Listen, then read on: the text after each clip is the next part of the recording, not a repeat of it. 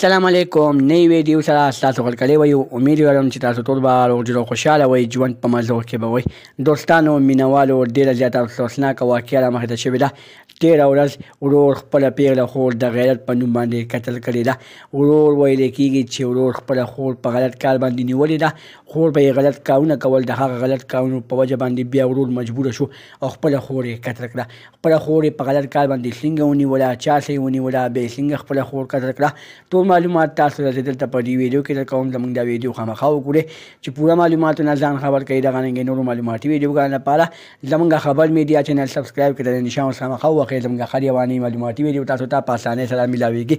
دوستانو مینوالو ډېره زیاته افسوسناکه ډېره زیاته دردناکه واقعه رامخې ته شوې ده تېره ورځ ډېر زیات ظلم شوی دی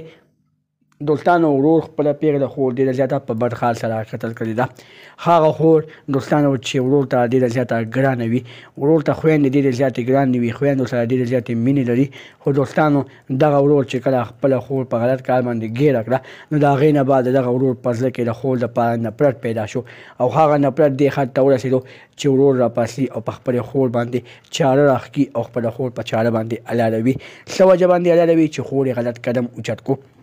دوستانو که چېرې خور یې غلط قدم نه اوچت کړی خور یې پردو سړو سره پردو هلکانو سره غلط کارونه نه شروع کړی نو نن به ورور نه مجبوره کېدو چې خپله خور یې قتل کړې وه خو دوستانو موږ تاسو ته په دې ویډیو کې دا سبق درکوو زموږ خویندو ته زموږ میندو ته چې تاسو داسې قسمه کارونه مه کوئ چې په هغې باندې د ستاسو د کور عزت خراب شي په هغې باندې ستاسو د وروڼو عزت خراب شي ستاسو وروڼه ستاسو د سر تاج دی ستاسو وروڼه ستاسو همدل دي ستاسو وروڼه تاسو سره ډېرې زیاتې مینې لري خو تاسو چې کله خپل ورور له دوکه ورکوئ خپل پلار له دوکه ورکوئ نو هغه دوکه بیا هغوی په ځان باندې نه پوهوي او تاسو ډېر زیات په بېدردۍ سره قتل کوي دوستانو موږ ته پکار دي چې موږ د کور عزت وساتو دغه رنګې نورو معلوماتي ویډیوګانو لپاره زموږ خبر میډیا چینل سبسکرایب کړئ د نشان ورڅخه خامخا ووهئ زموږ هر یواني معلوماتي ویډیو تاسو ته په اسانۍ سره میلاویږي